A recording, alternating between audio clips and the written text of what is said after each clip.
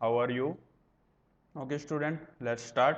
अपने देखना कल तक अपनों ने किसके बारे में रीड कर लिया था? हमने कल तक इसके बारे में डिस्कशन कर लिया था, ओबेसिटी के बारे में हमने कल तक अच्छे से डिस्कशन कर लिया था। ठीक है, आज अपने ओबेसिटी के बाद में अगले टॉपिक के बारे में बात करते हैं, जिस टॉपिक का नाम क्या है? Blood pressure. ठीक है, जिसको अपने नॉर्मल लैंग्वेज में क्या बोला जाता है? बीपी बोला जाता है। ठीक है, ओके स्टूडेंट्स, इसके बारे में समझते हैं बीपी क्या होता है। देखो क्या होता है ना कि हमारी बॉडी में जो नर्व जिनके अंदर क्या होता है, यानी कि जो ब्लड ट्रांसफर होता है, ठीक है, क्या होता है ब्लड जब क्या होता है ट्रांसफर होता है तो वो क्या होगा, किसी ना किसी पाथ पर होता है, उनको क्या बोला जाता है? नर्व्स बोला जाता है। यानी कि दो टाइप के अंदर होती है, एक तो क्या होती है आर्टरी होती है और दूसरी कौन सी होती है? वेन होती है। ठीक है, दो टाइप की क्या होती है? नर्व होती है। ठीक है, जिनके अंदर ब्लड क्या होता है? ट्रांसफर होता है। ठीक है, अब बीपी क्या होता है? यानी कि ब्लड के द्वारा क्या किया जाता है? एक प्रेशर एक्सर्ट किया जाता है किसके ऊपर? नर्व की वाल के ऊपर क्या किया जाता है? एक प्रेशर एक्सर्ट किया जाता है, उसको क्या बोला जाता है? जो नर्व की वाल के ऊपर जो प्रेशर एक्सर्ट किया जाता है उसको क्या बोला जाता है? ब्लड प्रेशर बोला जाता है। क्या बोला जाता है उसको? ब्लड प्रेशर, या फिर नॉर्मल लैंग्वेज में क्या बोलते हैं? बीपी बोला जाता है। ठीक है, देखो यहाँ लिखा भी है प्रेशर एक्सर्टेड ऑन द वाल। ठीक है, कि pressure exerted on the walls of the blood vessels by blood flowing in it called blood pressure. यानी कि देखो अब सिंपल सी बात है, यानी कि ब्लड के द्वारा लगाया गया प्रेशर को क्या बोला जाता है? ब्लड प्रेशर बोला जाता है। आई होप सो इतना क्लियर हुआ होगा सभी को। ठीक है, अब देखना blood flowing in it called blood pressure, arteries and veins. अब यहाँ पर दो चीजें इंपॉर्टेंट है, एक आर्टरी और एक क्या? वेन्स। ठीक है, अब देखो इन दोनों का मीन क्या होता है? देखो हार्ट, आर्टरी का मतलब होता है अवे फ्रॉम द हार्ट। ठीक है, यानी कि हार्ट से ब्लड को ले जाने का काम कौन करेगा? आर्टरी। टू द हार्ट, यानी कि हार्ट के अंदर ब्लड को पहुंचाने का काम कौन करेगा? वेन करेगा। कौन करेगा? वेन करेगा। ठीक है, अब देखना ये दो टाइप की नर्व होती है। अब सबसे पहली बात आती है कि ब्लड प्रेशर। ब्लड प्रेशर हमने अभी समझा कि वाल्स के ऊपर, यानी कि आर्टरी या फिर वेन्स की जो वाल्स होती है उन वाल्स के ऊपर जो प्रेशर एक्सर्ट किया जाता है ब्लड के थ्रू। सिंपल सी देखते हैं, ये जैसे ही हमारी नर्व है, इसके अंदर अगर ब्लड ट्रांसफर हो रहा है तो ब्लड क्या करेगा? इसके ऊपर प्रेशर एक्सर्ट करेगा। सिंपल सी बात है, एक वाटर की जैसे एक पाइप होती है, वाटर पाइप होती है, अगर उसके अंदर बीच में से कहीं से भी क्या हो जाता है? होल हो जाता है तो एकदम से प्रेशर से बाहर निकलता है। उसी टाइप के अंदर इट मीन्स क्या, यानी कि वाटर क्या करता है? प्रेशर एक्सर्ट कर रहा है, इसी वजह से तो फास्टली बाहर आया है। उसी टाइप के अंदर से ब्लड एकदम से बाहर आता है, यानी कि ब्लड क्या करता है? प्रेशर एक्सर्ट करता है, काफी ज्यादा अमाउंट के अंदर प्रेशर को क्या किया जाता है? एक्सर्ट करता है, जिससे वो एकदम से बाहर आने का ट्राई करता है। ओके स्टूडेंट्स, इतना क्लियर हुआ होगा सभी को। ठीक है, अब देखो आर्टरीज आर दो, तो अब सबसे इंपॉर्टेंट बात कि आर्टरी में ब्लड प्रेशर ज्यादा होता है या वेन में ब्लड प्रेशर ज्यादा होगा? तो सिंपल सी लैंग्वेज है क्या, कि आर्टरी में ब्लड प्रेशर ज्यादा होता है, बिकॉज ये क्या होता है? अवे फ्रॉम हार्ट होता है। ठीक है, अवे फ्रॉम हार्ट, क्योंकि हार्ट से ब्लड को क्या मिलता है? प्रेशर मिलता है। ठीक है, तो हार्ट से अगर प्रेशर ज्यादा मिलता है तो उसकी वजह से क्या होता है?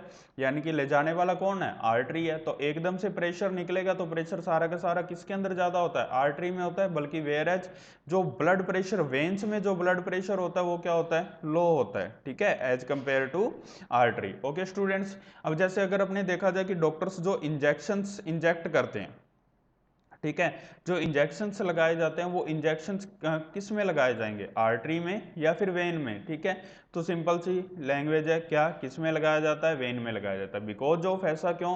क्योंकि आर्टरी में ऑलरेडी प्रेशर बहुत ज्यादा है, अगर उसी में आर्टरी के अंदर ही हमने फिर से क्या लगा दिया? इंजेक्शन लगा दिया तो प्रेशर और ज्यादा हो जाएगा, फीवर या फिर कुछ सिम्टम्स दिखाई देते हैं। ओके स्टूडेंट्स, इतना क्लियर हुआ सभी को?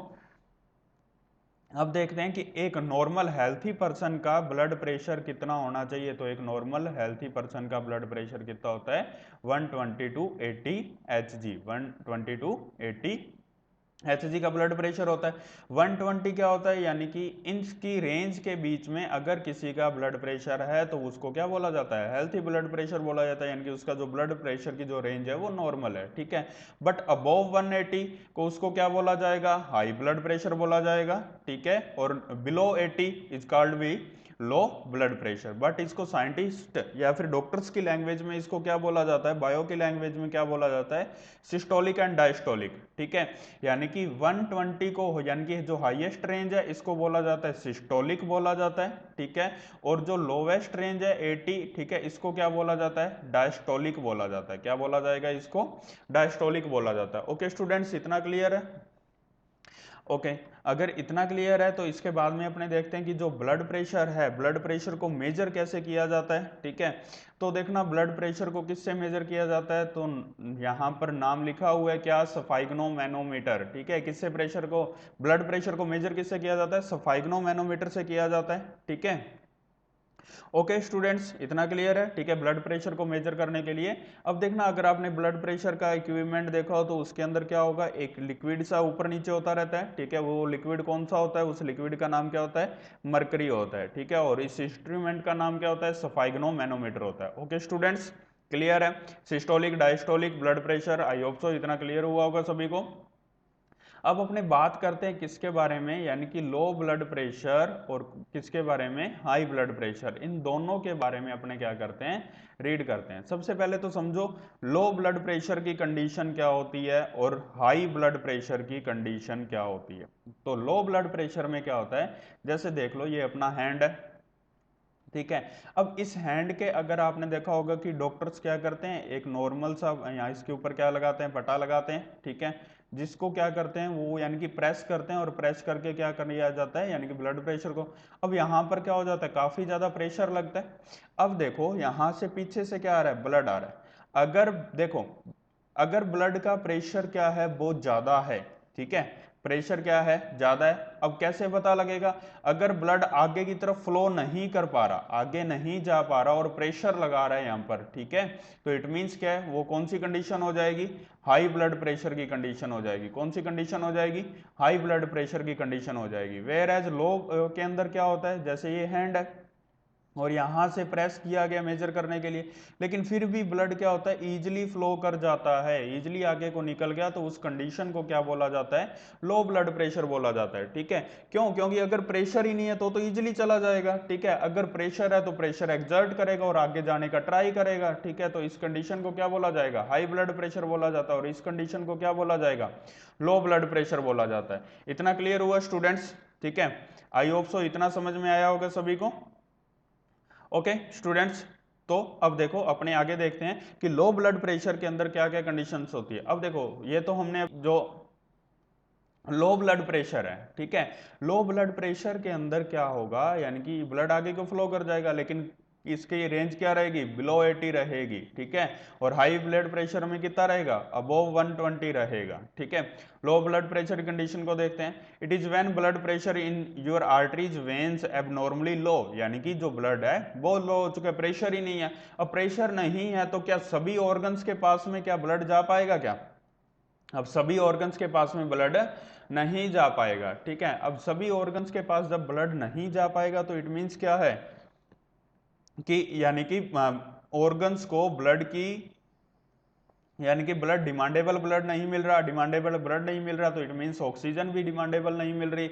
अब अगर कुछ भी डिमांडेबल नहीं मिल रहा तो उसकी वजह से क्या होगा, यानी कि अलग अलग कंडीशंस क्रिएट होती है। ठीक है, when the blood pressure is extremely low then the oxygen and nourishing food of the, यानी कि न्यूट्रिएंट्स भी नहीं पहुंचेंगे, ऑक्सीजन भी नहीं पहुंचेंगी। ठीक है, कुछ भी नहीं जा रहा ऑर्गन्स को, तो ऑर्गन की वजह से क्या होगा, like heart, brain, kidney, thus these organ stop the working properly, तो हार्ट भी अपना रुक सकता है। ठीक है, हार्ट रुक सकता है, किडनी रुक सकती है। ठीक है, ब्रेन रुक सकता है, बिकॉज ये ऐसे ऑर्गन्स हैं जो कि हमारी बॉडी के लिए मेन इंपॉर्टेंट रोल प्ले करते हैं, और अगर इनके अंदर ब्लड अच्छे से नहीं पहुंच पाएगा, अगर ब्लड अच्छे से नहीं पहुंच पाएगा तो उसकी वजह से क्या होगा, यानी कि डेथ होने के चांसेस रह सकते हैं, यानी कि ये ऑर्गन्स फेल्स हो सकते हैं। अब अपने इसके बाद में अपने देखते हैं कौन सा, हाई ब्लड प्रेशर के बारे में अपने देखते हैं। ठीक है, हाई ब्लड प्रेशर के अंदर क्या होगा, अभी बताया मैंने, यानी कि जो ब्लड का प्रेशर रहता है वो काफी ज्यादा क्या होता है, हाई होता है। ब्लड का प्रेशर क्या रहता है, काफी ज्यादा हाई रहेगा, यानी कि अबोव 120, अबोव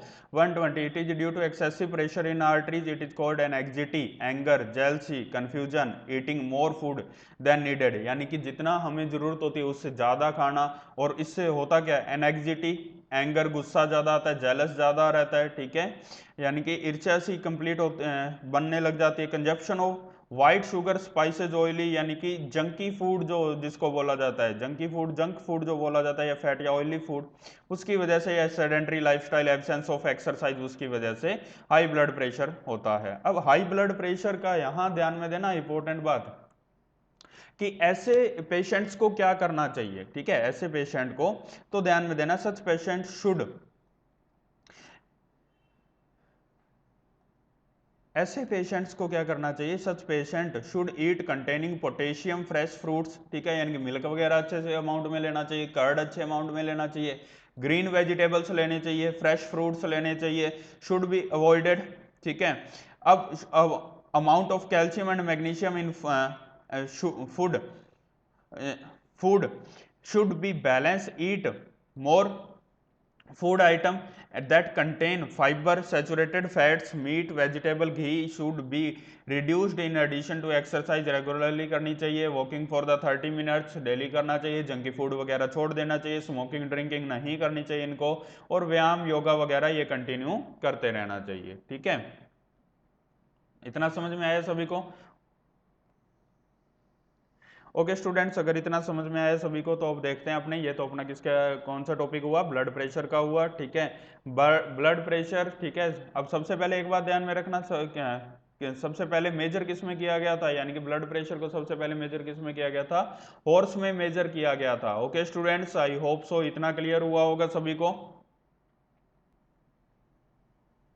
ओके स्टूडेंट्स, तो देखो अभी क्या है ना, अभी हम ने देखा था किसके बारे में अपनों ने रीड किया, ब्लड प्रेशर के बारे में अपनों ने रीड किया था, ठीक है। सबसे पहले अभी आपको मैंने बताया किसमें मेजर किया गया था, हॉर्स में मेजर किया गया था। किसने किया था, तो ध्यान में देना, first time Koplen had define the blood pressure, इन्होंने डिफाइन किया था, लेकिन मेजर किसने किया था, स्टीफन हेल्स ने 1733 के अंदर ब्लड प्रेशर को मेजर किया था। इंस्ट्रूमेंट का नाम क्या था, सफाइग्नोमैनोमीटर। ओके स्टूडेंट्स, इतना क्लियर हुआ सभी को। अब अपना नेक्स्ट टॉपिक देखते हैं, किसके बारे में, इंटॉक्सिकेंट एंड ह्यूमन हेल्थ, ठीक है। यानी कि ह्यूमन हेल्थ क्या, यानी कि अभी तक हमने देखा कि फूड के अंदर जितने भी कंपोनेंट्स होते हैं उस टाइप के अंदर, यानी कि उससे हमारी बॉडी के ऊपर क्या क्या इफेक्ट्स आते हैं। अगर फूड के न्यूट्रिएंट्स में अगर कहीं इम्बैलेंस होता है या अनबैलेंस होता है तो उसकी वजह से मतलब बॉडी पर क्या क्या इफेक्ट आते हैं उसके बारे में अपने समझेंगे, ठीक है। इंटॉक्सिकेंट एंड ह्यूमन हेल्थ, यानी कि ह्यूमन की जो हेल्थ है, ठीक है, ह्यूमन की हेल्थ के ऊपर किस टाइप के इफेक्ट आते हैं उसके बारे में अपने समझते हैं। इंटॉक्सिकेंट यानी कि जो नशीले पदार्थ वगैरह होते हैं या टॉक्सिक सब्सटेंस होते हैं, ठीक है, लाइक है जैसे अल्कोहल हो गया, ओपियम हो गया, ठीक है, गुटखा हो गया, ठीक है, टोबैको हो गया, ठीक है। इस टाइप के जो मतलब सब्सटेंस होते हैं जिसकी वजह से हमारी बॉडी के ऊपर क्या क्या इफेक्ट्स आते हैं, किस टाइप की डिजीज होती है, ठीक है, इन सब के अंदर अपने क्या करेंगे, ब्रीफली डिस्कशन करेंगे, ठीक है। ओके स्टूडेंट, तो देखते हैं स्टार्टिंग में, many people start narcotic substance illusion for the pleasure, यानी कि कुछ लोग इंटरटेन के लिए इसको यूज करते हैं, ठीक है, कुछ अपने हैबिचुअल होने की वजह से यूज करते हैं, कुछ कल्चर की वजह से इसको यूज करते हैं, ठीक है। जैसे मोस्टली राजस्थान साइड में देखा जाता है तो कुछ लोग इसको एज ए कल्चर के टाइप के अंदर यूज किया जाता है, ठीक है। Every intoxicant has its harmful effect, यानी कि ह्यूमन बॉडी के ऊपर अगर अपने कोई भी टॉक्सिक सब्सटेंस लेंगे तो उसका तो इफेक्ट तो आएगा ही आएगा, नॉर्मल सा है, ठीक है।